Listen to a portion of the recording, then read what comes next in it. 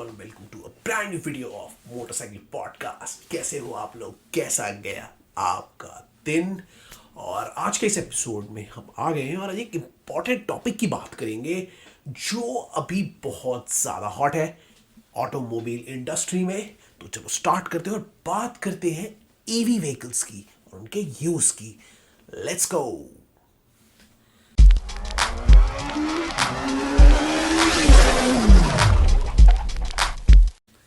Hey guys, welcome back to the podcast.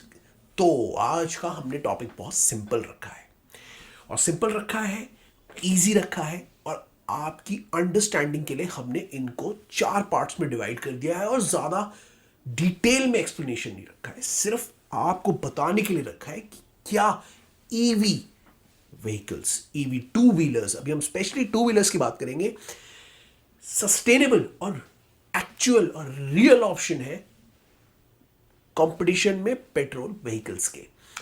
Petrol vehicles तो सबसे common vehicles है, आप सब जानते हो, और उसके मोस्टली लोग अभी भी पेट्रोल बेस्ड व्हीकल्स ही लेते हैं। लेकिन रीसेंट ट्रेंड में ईवीज भी चलने लगी हैं। ओला की सेल्स आप देख लो, एथर की सेल्स देख लो, बजाज ने नया चेतक निकाल दिया है, उनको देख लो, टीवीएस का आई क्यूब से लेके बहुत सारे लोकली भी बहुत मैन्युफैक्चरर्स आ गए हैं जो स्टेट वाइज हैं या कुछ स्टेट्स में हैं। बहुत सारे ईवी मैन्युफैक्चरर्स आ गए हैं, एम्पियर मोटर्स है, आपके अल्ट्रा वायलेट है। तो क्या ये जो ईवी व्हीकल्स हैं, ईवी टू व्हीलर्स हैं, क्या ये एक्चुअल कंपेटिटर है अब एक नॉर्मल पेट्रोल व्हीकल का? क्या इस समय आज की डेट में या इस साल ले लो आपको ईवी व्हीकल्स लेने चाहिए? क्या फ़ायदा होगा ईवी व्हीकल्स का पेट्रोल व्हीकल से अगर कंपेयर करेंगे उसको? और ईवी व्हीकल्स क्या सही में एक वायबल ऑप्शन बन के आएगी? उन सब चीज़ों की हम बात करेंगे। तो मैं ज़्यादा डिटेल में ये चीज़ नहीं रखूँगा क्योंकि यू हैव टू अंडरस्टैंड कि लोगों को डिटेल में ज़्यादा नॉलेज नहीं पता है इन सब व्हीकल्स के बारे में। उनको सिर्फ ये जानना है कि अब भी अगर मैं कोई व्हीकल ले रहा हूँ, स्कूटर ले रहा हूँ, बाइक ले रहा हूँ, तो क्या मैं ईवी लूँ या फिर आप पेट्रोल ले, बस इतना ही जानना है। तो इसको समझने के लिए हमने 4 फेजेस में इस क्वेश्चन को आंसर किया है, जो 4 फेज होते हैं एक पोटेंशियल बायर के बाइक खरीदने के। 4 फेज क्या होते हैं? पहला होता है अवेलेबिलिटी, ठीक है।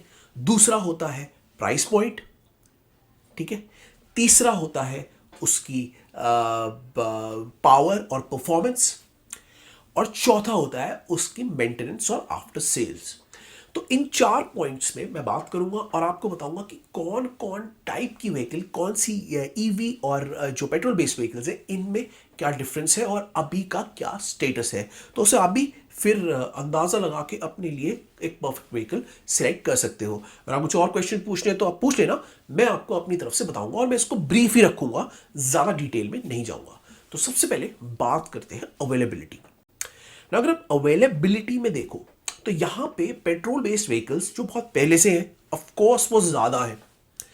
पेट्रोल बेस्ड व्हीकल्स के मॉडल्स ज़्यादा हैं, वैरायटी ज़्यादा है, कंपनीज ज़्यादा है, और आपके पास ऑप्शंस जो है वो भरमार है, भरपूर है और सब जगह इजीली अवेलेबल है। तो अगर आप ऑफ कोर्स पेट्रोल व्हीकल लेने जाओगे तो आपको हर जगह वो ऑप्शन देखने को मिल जाएंगे। आपके छोटे शहर में भी मिल जाएंगे, बड़े शहर में भी मिल जाएंगे, गांव में भी मिल जाएंगे, सब जगह आपको वो अवेलेबल ऑप्शंस मिल जाएंगे। और अगर आप उसी चीज़ को, अवेलेबिलिटी को कंपेयर करते हैं ईवी से, तो ईवी में अभी अवेलेबिलिटी और मैन्युफैक्चरर्स कम है। हो क्या रहा है आने वाले सालों में या अभी करंट सिनारियो में कि मैन्युफैक्चरर्स ग्रो करते जा रहे हैं और जो एग्जिस्टिंग बड़े मैन्युफैक्चरर्स हैं वो अपना ईवी स्टेबल बनाते जा रहे हैं, बढ़ाते जा रहे हैं। बट आपको ये समझना होगा कि ईवीज को बनाना, टेस्ट करना और मार्केट में लाना इतना आसान नहीं होता। उसके लिए आपको पूरा सेपरेट इंफ्रास्ट्रक्चर चाहिए होता है, इसीलिए उन्होंने अपने ईवीज को अलग कर दिया है। स्पेशली अगर आप बजाज और हीरो को देखें तो, और उनके लिए वो एक सेपरेट इंफ्रास्ट्रक्चर बना रहे हैं। तो क्योंकि ईवी व्हीकल्स के साथ साथ उनको इंफ्रास्ट्रक्चर भी क्रिएट करना होता है, इसीलिए मॉडल्स आने में ईवी में टाइम लग रहा है। तो अगर आप अवेलेबिलिटी ऑफ मॉडल्स की बात करें, चॉइसेस की बात करें, तो ईवीज में चॉइसेस बहुत कम है। जो एस्टैब्लिश कंपनीज भी हैं उनके एक या दो ही मॉडल हैं जिनमें वो ईवी ऑप्शन दे रहे हैं। अब भी रिसेंट में क्योंकि इंफ्रास्ट्रक्चर अब डेवलप हो रहा है कई सारी सिटीज में, specially in cities like Bangalore, Bombay, वहां पे ईवीज का चलन ज्यादा हो रहा है। तो आने वाले टाइम में क्योंकि अब इंफ्रास्ट्रक्चर डेवलप हो रहा है इसीलिए आप इनके इंक्रीज नंबर ऑफ मॉडल्स देखोगे। तो अगर हम अब भी बात करें तो अवेलेबिलिटी वाइज, चॉइस वाइज, तो ऑफ कोर्स पेट्रोल व्हीकल्स के मॉडल ज्यादा है as compared to EV models. तो अगर आप कुछ स्पेसिफिक टाइप के चीज के लिए जा रहे हैं तो आपको ईवी में भी ऑप्शन मिल जाएगा, बट ज्यादा स्पेसिफिक अगर आप जाएंगे तो हर लेवल पे, हर सेगमेंट में आपको पेट्रोल पे ज्यादा मॉडल मिलेंगे। तो right now in terms of availability I would prefer कि आप अभी पेट्रोल व्हीकल्स के लिए ही जाएं रादर देन ईवी व्हीकल्स। अगर आपके कुछ पर्टिकुलर रिक्वायरमेंट है और उसमें वो ईवी खराब बैठ रहा है तो ईवी भी बहुत अच्छा ऑप्शन है आज की डेट में। तो ये हो गई थोड़ी सी अवेलेबिलिटी की बात जिसमें पेट्रोल व्हीकल्स अभी रूल द रोस्ट कर रहे हैं। नेक्स्ट आती है कॉस्ट की बात। कॉस्ट में यूजुअली बहुत बड़ा फैक्टर्स होता है, स्पेशली हमारी कंट्री में जहाँ पे लोग अपना बजट बना के चलते हैं और उस बजट के अकॉर्डिंगली ही व्हीकल को लेते हैं। तो अगर आप कॉस्ट में देखें, कॉस्ट के बजट में देखें, व्हीकल बजट्स को आप कंसिडर करें, तो अगर आप लेट्स से मैं एक स्कूटर का एग्जांपल लेता हूँ, एक ईवी स्कूटर और एक जैसे होंडा एक्टिवा को अगर आप लेते हैं, एक पेट्रोल स्कूटर जो होता है उसकी कॉस्ट में काफ़ी ज़्यादा डिफरेंस है अभी। क्यों डिफरेंस है? क्योंकि जो ईवी की मैन्युफैक्चरिंग होती है, ईवी स्कूटर की जो मैन्युफैक्चरिंग बन के आती है, जो उसकी कॉस्ट कैलकुलेट होती है, वो पेट्रोल व्हीकल से ज़्यादा आती है। क्यों आती है? क्योंकि ईवी के जो मैन्युफैक्चरिंग पार्ट्स हैं वो बहुत कम कंपनीज बनाती हैं। तो जब कम कंपनीज बनाती हैं तो कॉस्ट हमेशा हाई रहती है। तो जो ईवी मैन्युफैक्चरर्स हैं उन्हें बहुत ज़्यादा कॉस्ट लगानी पड़ती है एक व्हीकल बनाने में।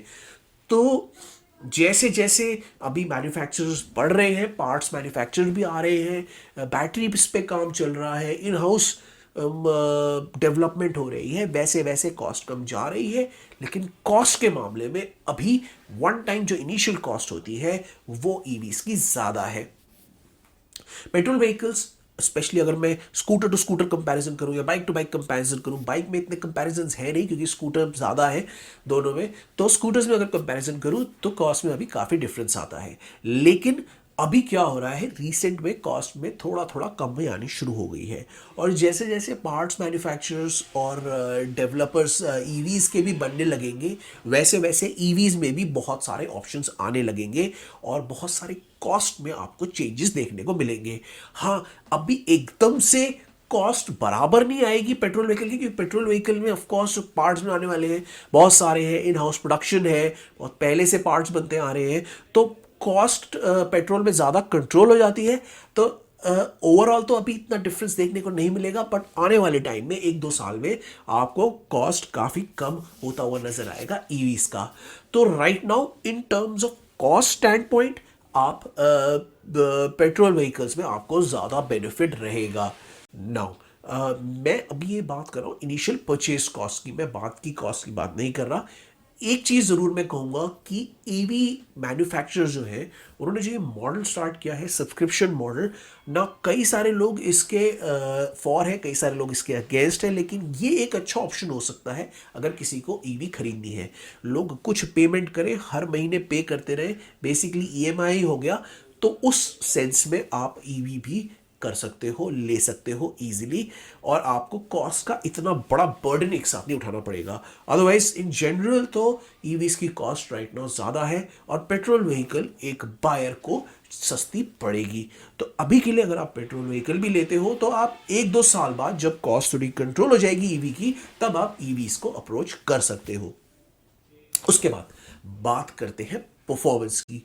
ना परफॉर्मेंस में अगर मैं बात करूं तो in terms of availability or the choices or the segments that you have options of performance। ठीक है, अगर आप अलग अलग सेगमेंट्स की बात करें तो अलग अलग सेगमेंट्स में अलग अलग टाइप की बाइक्स होती हैं जो अलग अलग किस्म की परफॉर्मेंस देती हैं। नाउ अगर आप कंपेयर करें बिगिनर सेगमेंट में, तो आपको लो परफॉर्मेंस बाइक भी मिल जाएगी, मिड सेगमेंट में आपको मिडिल वेट बाइक मिल जाएगी जो डिसेंट परफॉर्मेंस देती है, और हायर सेगमेंट में आपको हायर परफॉर्मेंस वाली बाइक मिल जाएगी जो आपको भरपूर परफॉर्मेंस और पावरफुल फिगर्स देती है। इलेक्ट्रिक व्हीकल्स में अभी इसकी एक लिमिटेशन है। अभी की जो बाइक्स है और जो स्कूटर्स है वो एक लिमिट तक जाते हैं, उसके बाद हायर एंड वाले अभी तक व्हीकल्स नहीं आए हैं। तो एक अगर लिमिट तक आप परफॉर्मेंस चाहते हो तो वो आपको मिल जाएगी। जैसे अभी मैंने बजाज का चेतक अभी रिव्यू किया है जिसका वीडियो भी आने वाला है, और अगर मैं उसको डायरेक्ट कंपेयर करूं होंडा एक्टिवा से, तो उनकी टॉप स्पीड में ज़्यादा फर्क नहीं है। तो अगर आप स्कूटर्स में बात करते हैं तो स्कूटर्स क्योंकि वैसे भी ज़्यादा टॉप स्पीड देता नहीं है, तो उतने लेवल की परफॉर्मेंस अब आने लग गई है। एथर ने भी अभी एक अपना परफॉर्मेंस एडिशन निकाला है, परफॉर्मेंस स्पेक एडिशन निकाला है, जिसको आप ले सकते हो। वो भी काफ़ी पावरफुल है और एक्टिवा के बराबर की टॉप स्पीड दे देता है। No in terms of range वगैरह भी वो पेट्रोल व्हीकल्स के बराबर ही आने लगा है। ऑल्दो पेट्रोल व्हीकल्स ज़्यादा रेंज देते हैं, लेकिन ओवरऑल जो बैटरी पैक्स हैं वो इतने अच्छे हुए जा रहे हैं, इतने लॉन्ग रेंज के हुए जा रहे हैं कि ऑलमोस्ट अब ज़्यादा फर्क नहीं लगता in terms of range as well. तो अगर आप रेंज और परफॉर्मेंस को मैच करो तो आपको ज़्यादा ऑप्शंस पेट्रोल व्हीकल्स में मिलेंगे, लेकिन धीरे धीरे ईवी इसमें कैच कर रहा है, specially the beginner segment of vehicles में। अब ईवी के साथ यही प्रॉब्लम है कि मिडिल वेट और हायर एंड सेगमेंट जो होता है वो है ही नहीं। तो ज़्यादा ऑप्शंस तो ऑफकोर्स पेट्रोल व्हीकल में ही है, लेकिन अगर आप एक पर्टिकुलर टाइप का स्कूटर लेने जा रहे हैं और एक पर्टिकुलर लेवल की बिगिनर लेवल की बाइक लेने जा रहे हैं, तो ईवी में भी आपको उस परफॉर्मेंस की बाइक्स मिल जाएंगी, उस लेवल की बाइक्स मिल जाएंगी जो आपको पेट्रोल व्हीकल्स में मिलेंगी। और आने वाले टाइम में जब ईवीज में भी मिडिल वेट सेगमेंट और हायर एंड सेगमेंट बनेगा, तो ईवीज भी उतनी ही ज़्यादा परफॉर्मेंस बेस्ड व्हीकल्स हो जाएंगी। तो इन terms of performance right now choice of performance की एज अगर बात करें तो पेट्रोल में है, बट जो लोअर एंड है, जो बिगिनर सेगमेंट है, उसमें परफॉर्मेंस ऑलमोस्ट इक्वल ही है दोनों व्हीकल्स की।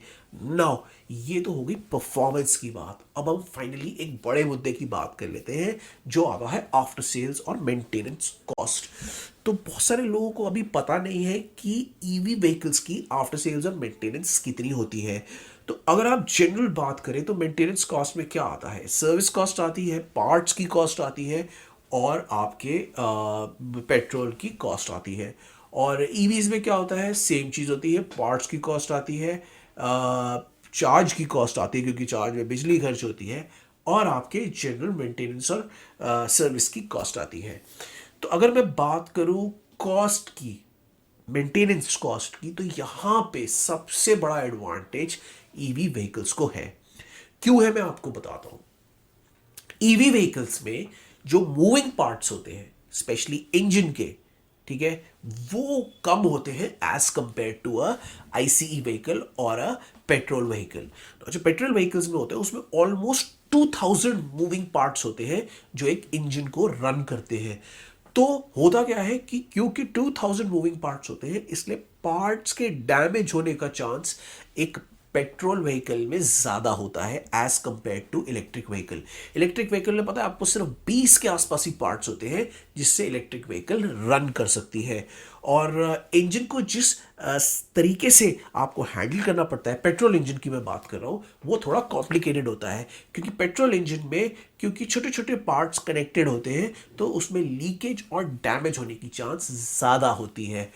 अगर आप ईवी को देखें उस सेंस में, तो ई में क्योंकि जो बैटरी होती है, उस बैटरी में से इनिशियली अगर आप ईवी को ढंग से यूज़ करोगे तो उसमें लीकेजेस थोड़ी कम होती हैं।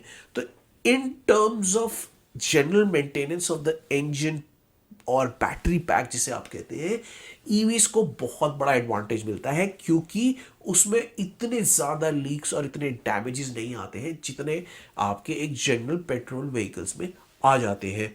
इन टर्म्स ऑफ अगर आप सर्विस कॉस्ट की बात करें तो सर्विस कॉस्ट भी ईवीज की इन जनरल कम होती है। जो पर सर्विस कॉस्ट होती है वो ऑलमोस्ट आधी हो जाती है इस सेंस में पेट्रोल व्हीकल्स के, क्योंकि पेट्रोल व्हीकल्स में बहुत सारी चीज़ें होती हैं आपको देखने के लिए, ज़्यादा डिटेल में आपको सर्विस करनी होती है, इसीलिए वहाँ पे जो सर्विस कॉस्ट होती है वो बहुत ज़्यादा लगती है। इन टर्म्स ऑफ इलेक्ट्रिक व्हीकल में क्योंकि ज़्यादा चीज़ें नहीं होती असेस करने के लिए, वहाँ पे एक तो सर्विस भी जल्दी हो जाती है और सर्विस कॉस्ट भी इन जनरल आपको कम पड़ती है। ना ये मैं एक जनरल बात कर रहा हूँ, इससे पहले कि आप बोलो नहीं मेरी व्हीकल में तो ये हुआ, मेरी व्हीकल में तो वो हुआ। वो क्या होता है, पर पीस टू पीस होता है और पर सर्विस सेंटर पे भी डिपेंड करता है। कई बार ईवीज में भी इश्यूज आ जाते हैं, बट इन जनरल मैं ओवरऑल बात कर रहा हूँ। अगर एक नए बायर को डिसाइड करना है तो मैं उनके पर्पस के लिए बता रहा हूँ, क्योंकि इंडिविजुअल व्हीकल्स में कुछ भी इशू आ सकते हैं, मैं पहले ही आपको क्लियर कर रहा हूँ। उसके अलावा अगर आप जनरल पेट्रोल या चलाने की कॉस्ट की बात करें तो जितने आपका पेट्रोल का खर्चा आता है उससे ऑफ कोर्स आपका जो बिजली का खर्चा है, चार्ज करने का खर्चा है, वो कम आता है। आप यूजुअली जब आप चार्ज करते हो अपनी व्हीकल तो 3 से 4 घंटे में आज की डेट में व्हीकल चार्ज होती है पूरी। तो टाइम वाइज तो जो ईवी व्हीकल है वो टाइम लेती है फुल चार्ज होने में, और पेट्रोल तो आप 5-10 मिनट में फुल टैंक करा सकते हो। लेकिन overall in terms of money of course petrol ज़्यादा कॉस्ट करता है ईवी व्हीकल से। तो ईवी व्हीकल्स की इनिशियल कॉस्ट जैसे मैंने पहले बात की थी वहाँ तो ऑफ कोर्स ज़्यादा होती है, लेकिन ओवरऑल अगर आप 2-3-4 साल इसको चलाओ और रखो तो उसमें वो कॉस्ट भी कवर हो जाती है। और इन जनरल जो मेंटेनेंस कॉस्ट आती है और जो पेट्रोल की कॉस्ट जो पेट्रोल व्हीकल्स में आती है उससे अगर आप कंपेयर करो तो ईवी की ओवरऑल जनरल मेंटेनेंस कॉस्ट काफ़ी कम आती है और हैसल फ्री होती है EV in terms of maintenance and service. तो ये जो फैक्टर्स होते हैं ना, इनको आपको कंसिडर करना है before you choose a vehicle. EV एक सेटिस्फैक्टरी ऑप्शन है अगर आप एक बिगिनर सेगमेंट का कुछ लेने जा रहे हो, स्पेशली स्कूटर अगर आपको लेना है तो आप ईवीज देख सकते हो। ईवीज में बहुत अच्छे अच्छे चॉइस है, बजाज का स्कूटर है, चेतक है, आपका टीवीएस आई क्यूब है, आपका हीरो के स्कूटर्स है, वीडा है, आपका ये एथर है, आपका ओला है। So you have good scooters जो आपको सिमिलर सॉर्ट ऑफ परफॉर्मेंस सब कुछ दे देंगे, और ये स्कूटर्स रेडीली अवेलेबल भी है मार्केट में आपको डिलीवरी के लिए। इसके अलावा आप बाइक्स में जाओगे तो बाइक्स में ज़्यादा ऑप्शंस नहीं है अभी। हाँ, बिजनेस सेगमेंट्स में कुछ कंपनीज आपको मिल जाएंगी, अल्ट्रावायलेट मोटर्स वगैरह आपको मिल जाएंगी जो आपको अच्छी परफॉर्मेंस दे देंगी, और बिगनर सेगमेंट की जो पेट्रोल बाइक्स है के बराबर वो परफॉर्म कर देंगी। बट हायर सेगमेंट्स में अभी ज़्यादा कुछ ऑप्शन है नहीं और आपको मोस्टली पेट्रोल व्हीकल्स के लिए ही जाना पड़ेगा। तो ओवरऑल तो अभी रिसेंट में अगर आप देखो तो पेट्रोल व्हीकल्स काफ़ी ज़्यादा एफिशिएंट हो गई हैं। तो अभी कुछ सालों के लिए तो आप पेट्रोल व्हीकल्स ले सकते हो, उनको चलाओ अच्छे से, उनको यूज़ करो, उनको एंजॉय करो, क्योंकि आने वाले 3-4 सालों में ऑफ कोर्स वो धीरे धीरे जैसे जैसे ऑप्शन आएंगे, कॉस्ट कम होगी, अवेलेबिलिटी बढ़ेगी, डिस्ट्रीब्यूशन बढ़ेगा, तो इन कंपनीज को भी धीरे धीरे, ईवी कंपनीज को भी धीरे धीरे मार्केट कैप्चर करने का मौका मिलेगा। अभी भी रिसेंट में आप देख रहे हो कि पिछले 1 साल में काफ़ी ज़्यादा इलेक्ट्रिक व्हीकल सेल हो चुकी है, और आने वाले टाइम में ये ट्रेंड नहीं रुकेगा, क्योंकि सबसे बड़ा प्लस पॉइंट ईवी का यही है कि जो मेंटेनेंस और सर्विस कॉस्ट होती है वो हमेशा कम ही रहती है। तो इन जनरल आपको मेंटेनेंस और सर्विस कॉस्ट ईवीज में कम ही मिलेगी, और ये सबसे बड़ा फैक्टर बन जाता है लोगों का ईवी व्हीकल्स को लेना, स्पेशली दोस्त जो रोज अपनी व्हीकल का यूज करते हैं और सिटी में ज़्यादा चलाते हैं। सिटी में बहुत फर्क पड़ता है इन जनरल हाईवे की राइड से, और जो लोग डेली कम्यूटिंग करते हैं, डेली चोर्स अपने करते हैं, स्पेशली और स्कूटर, और डेली राइड करते हैं सिटी के अंदर, उनको इन जनरल ज़्यादा फर्क पड़ जाता है ईवी व्हीकल से। ईवी व्हीकल ज़्यादा बेनिफिशियल निकलती है, ज़्यादा अच्छी माइलेज देती है और ज़्यादा कॉस्ट इफेक्टिव मिलती है, निकल जाती है पेट्रोल व्हीकल से। पेट्रोल व्हीकल्स को अगर आप डेली चलाओगे तो ऑफ कोर्स आपकी पेट्रोल कॉस्ट काफ़ी ज़्यादा आ सकती है। तो आपको देखना है आपका यूज़ केस क्या है, किस तरीके की अवेलेबिलिटी आप देखना चाहते हो, और आप किस टाइप की व्हीकल्स पे जाना चाहते हो।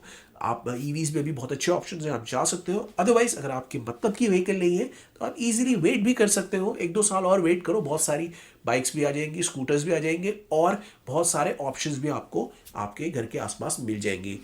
तो यही मेरे को कुछ क्लैरिटी करनी थी। बहुत सारे लोगों को कन्फ्यूजन है अभी भी, जो लोग नए आ रहे हैं स्पेशली, को व्हीकल सेलेक्ट करने में भी कन्फ्यूजन है, अगर आपको कुछ डाउट है, आपको कुछ पूछना है, तो आप ज़रूर पूछो हमसे। यूट्यूब में देख रहे हो, किसी भी ऐप में सुन रहे हो, वहाँ पे पूछ लो, देख लो, कमेंट कर दो और हमसे पूछो।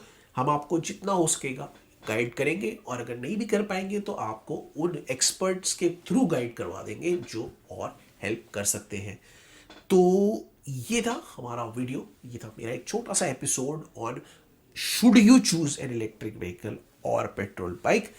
तो होपफुली आपको पसंद आया होगा। आप हमें लाइक शेयर सब्सक्राइब करते रहो, सोशल मीडिया में फॉलो करते रहो, और हमें सुनते रहो, देखते रहो यूट्यूब में और दूसरे पॉडकास्टिंग प्लेटफॉर्म में। और हमारे पॉडकास्ट को please, I will see you, अब मैं निकलता हूँ, I will see you in the next one. Till then it's bye from my side, see या।